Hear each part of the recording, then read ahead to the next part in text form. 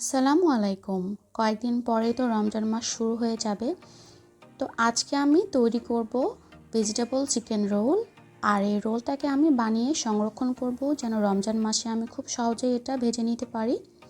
আসুন দেখে নিই কীভাবে আমি খুব সহজভাবে আর মজাদার চিকেন রোলটা তৈরি করে নিচ্ছি। প্রথমে আমি এখানে দিয়ে দিলাম সামান্য একটু পেঁয়াজ কুচি। পেঁয়াজ কুচিটাকে হালকা একটু ভেজে নেব। তার মধ্যে দিয়ে দিব 2-3 কোয়ার মতো রসুন কুচি। চেষ্টা করবেন রসুন কুচিটা দেওয়ার। রসুন কুচিটা দিলে এটা ফ্লেভারটা খুবই ভালো আসে। আমি এখানে মুরগির বুকের মাংস দিব। আর এখানে কিন্তু মুরগির বুকের মাংসটা ব্যবহার করতে হবে, কারণ মুরগির বুকের মাংসটা খুব সুন্দর মতো যে কোনোভাবে আপনারা স্লাইস করে নিতে পারবেন। আমি এখানে কিন্তু লম্বা করে একটু স্লাইস করে নিয়েছি, কারণ আমার মনে হয় রোলের ভিতরে মুরগির মাংসগুলো যদি আপনি কিউব করে কাটেন তাহলে অতটা ভালো লাগে না।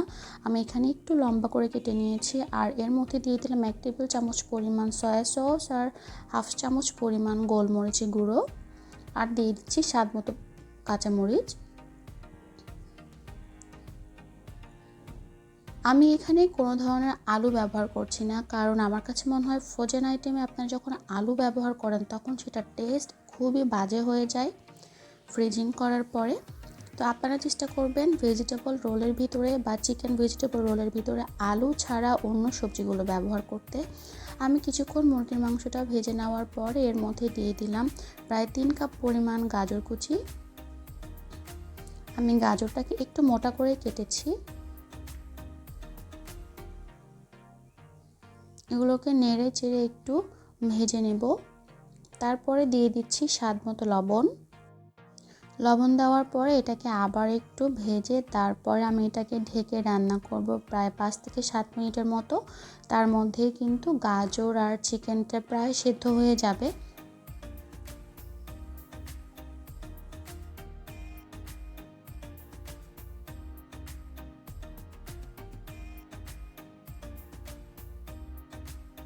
গাজরগুলো কিন্তু প্রায় সেদ্ধ হয়ে গেছে, মুরগির মাংসটাও কিন্তু সেদ্ধ হয়ে গেছে। এখন আমি এর মধ্যে ক্যাপসিকাম দিয়ে দিচ্ছি। ক্যাপসিকাম সেদ্ধ হতে তো বেশি সময় লাগে না, এর জন্য এটা পরে ব্যবহার করছি। আর আমি এখানে গাজর আর ক্যাপসিকামটাই ব্যবহার করব, আর কোনো ধরনের সবজি ব্যবহার করছি না। আপনারা চাইলে কিন্তু এখানে বাঁধাকপিটা ব্যবহার করতে পারেন, কিন্তু আমার কাছে বাঁধাকপির গন্ধটা একদমই ভালো লাগে না, সেজন্য আমি এটা স্কিপ করেছি।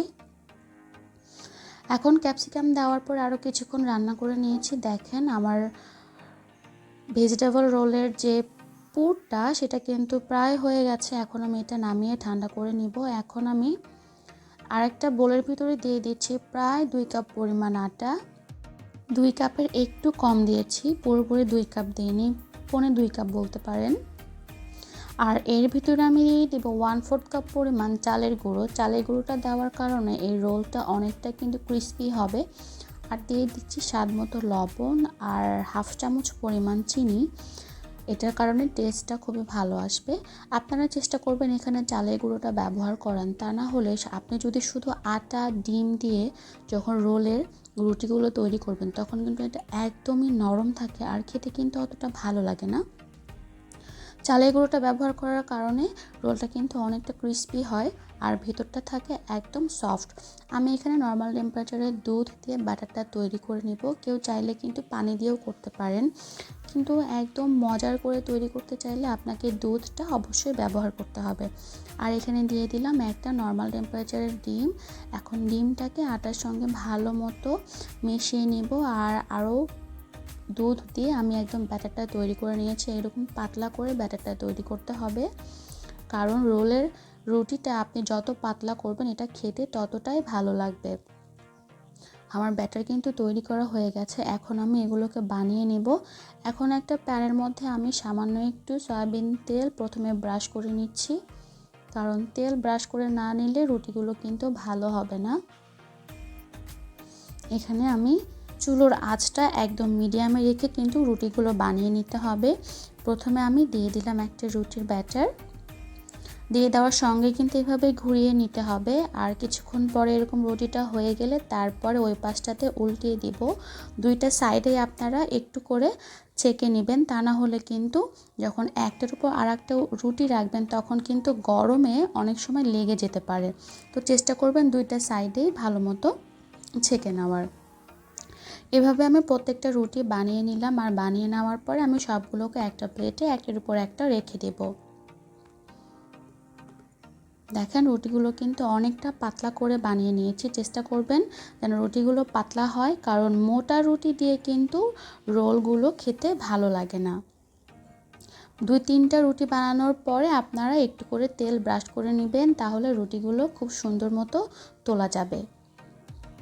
দেখেন আমি এভাবে কিন্তু সবগুলো রুটি বানিয়ে নিচ্ছি।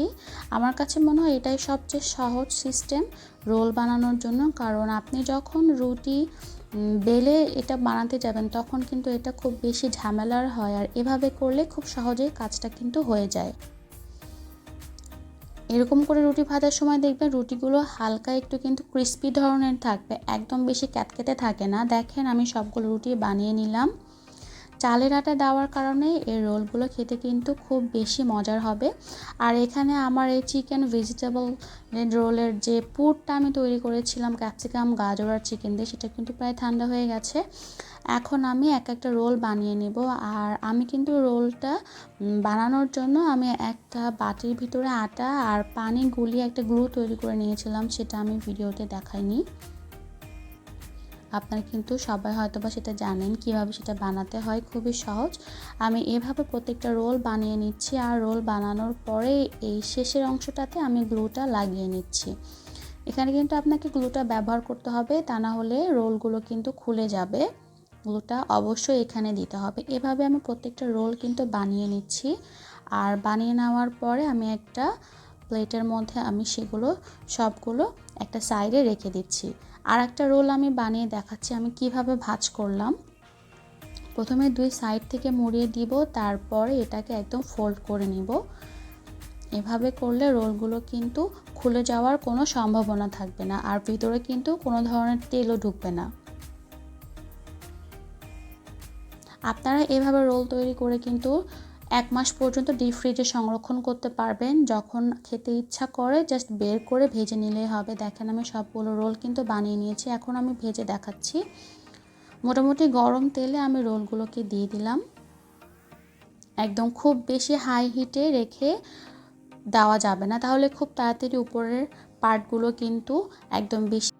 একটা সাইডে গোল্ডেন কালার হলে আমি উল্টিয়ে অন্য সাইডটাও একইভাবে ভেজে নিব। আমার কাছে মনে হয় এই রোলগুলোকে যখন আপনি ব্রেড ক্রামের ভিতরে গড়িয়ে সেটা যখন ভাজবেন সেটার টেস্টটা আলাদা, আর শুধুমাত্র এরকম রোল যখন ভাজবেন সেটার টেস্টটা আলাদা। আপনারা কিন্তু রোল বিভিন্নভাবে তৈরি করতে পারেন, সবগুলোই কিন্তু খেতে ভালো লাগে, কিন্তু আমি একটু ডিফারেন্টভাবে তৈরি করেছি, কারণ আমি এখানে চালের গুঁড়োটা ব্যবহার করেছি, এর কারণে এটা কিন্তু অনেকটাই ক্রিস্পি হবে। দেখেন সব সাইডে আমি সুন্দর মতো ভেজে নিচ্ছি। চেষ্টা করবেন উল্টিয়ে উল্টিয়ে ভেজে নেওয়ার, যাতে করে একটা সাইডে একদম বেশি কালার চলে না আসে, সব সাইডেই যেন একই রকম কালার হয়ে যায়।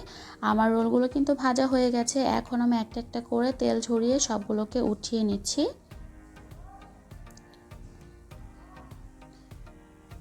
এই রোলটা কিন্তু আপনারা ইফতারে রাখতে পারেন, বাচ্চা টিফিনে রাখতে পারেন, বা বিকালের নাস্তায় রাখতে পারেন। গেস্ট আসলে তাদেরকেও চট করে সার্ভ করতে পারেন। এর জন্য আপনারা কিন্তু এটা 1 মাস পর্যন্ত ফ্রোজেন করে রাখতে পারেন, কোনো সমস্যাই হবে না। আজকে আমার রেসিপিটা আপনাদের কাছে কেমন লেগেছে অবশ্যই কমেন্ট করে জানাবেন। আরও নতুন রেসিপি পেতে অবশ্যই আমার চ্যানেলের সঙ্গে থাকবেন। দেখেন আমার রোলগুলো কিন্তু তৈরি করা হয়ে গেছে, উপরটা ক্রিস্পি আর ভিতরটা একদম সফট। একটা কেটে আমি দেখিয়ে দিচ্ছি কতটা ইয়াম্মি হয়েছে দেখতে।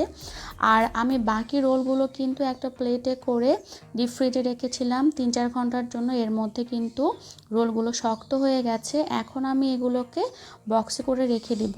প্রথম অবস্থায় কিন্তু এভাবে একটু ছড়িয়ে ছড়িয়ে ডিপ ফ্রিজে রাখতে হবে, তারপরে শক্ত হয়ে গেলে বক্সে করে 1 মাসের মতো আপনি ডিপ ফ্রিজে সংরক্ষণ করতে পারবেন।